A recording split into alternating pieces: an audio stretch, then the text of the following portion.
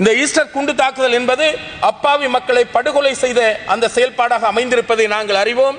அது சம்பந்தமாக ஆசாத் மௌலானா என்று சொல்லப்படுகின்ற ஒருவர் மிகவும் விவரமாக பல சாட்சியங்களை கூறியிருக்கின்றார். அந்த சாட்சியங்கள் கருத்தில் கொள்ளப்பட வேண்டும். அது சரியாக ஆராயப்படுமாக இருந்தால் இந்த கொலை குற்றவாளிகள் அல்லது குண்டு தாக்குதலுக்குரிய சூத்திரதாரிகள் யார் என்பதை நாங்கள் கண்டுகொள்ள முடியும்.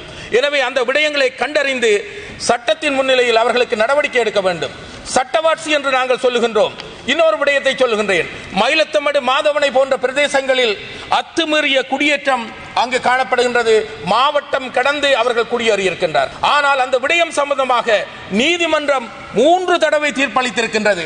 அத்துமீறி குடியேறிய அந்த குடியேறிகளை அல்லது அந்த காணிகளை அபகரித்து பண்ணையாளர்களை நடுத்தருவில் விட்டவர்களை, அன்று அவர்களுடைய வாழ்வாதாரத்தை அளித்தவர்களை வெளியேற்றுமாறு 3 தடவை நீதிமன்றம் தீர்ப்பளித்திருக்கின்றது. அத்துமீறிய குடியேற்றவாசிகளை அகற்ற வேண்டும் என்று. ஆனால் கடந்த ஆட்சியாளர்கள் கிஞ்சித்தும் கூட அந்த விடயத்தில் நடவடிக்கை எடுக்கவில்லை.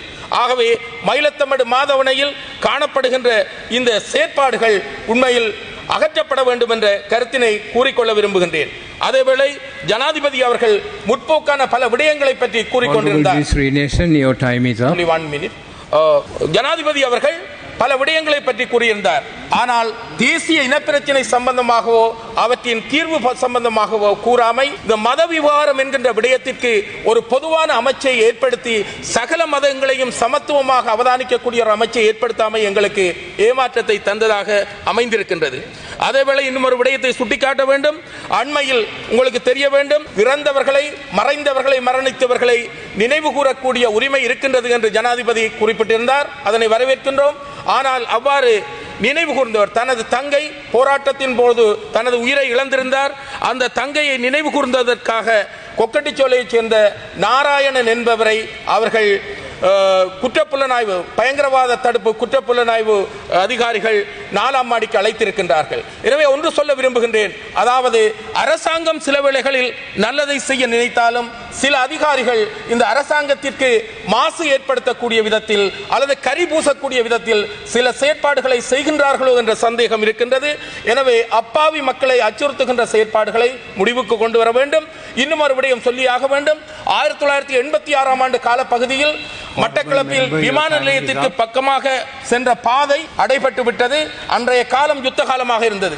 இன்று யுத்தம் முடிந்து 15 ஆண்டுகள் கடந்திருக்கின்றது. அந்த பாதை இன்னும் திறக்கப்படவில்லை. அந்த பாதை மூடப்பட்டதன் காரணமாக மக்கள் 8 வளைவுகளுக்கூடாக, அதாவது 8 வளைவுகளை சந்தித்து பயணிக்கக்கூடிய ஒரு துர்ப்பாக்கிய நிலை காணப்படுகின்றது. அந்த செயல்பாட்டையும் அந்த பாதையை திறப்பதன் மூலமாக மக்கள் பயனடைவதற்கு வாய்ப்பளிக்க வேண்டும். மட்டக்களப்பில் விமான நிலையத்திற்கு பக்கமாக இருக்கின்ற அந்த பொது வீதி மூடப்பட்டு காணப்படுகின்றது. இதனால் மக்கள் பாரிய கஷ்டங்களை அனுபவித்துக் கொண்டிருக்கின்றார்கள் என்ற விடயத்தை இந்த சபைக்கு நான் கவனத்திற்கு தருகின்றேன்.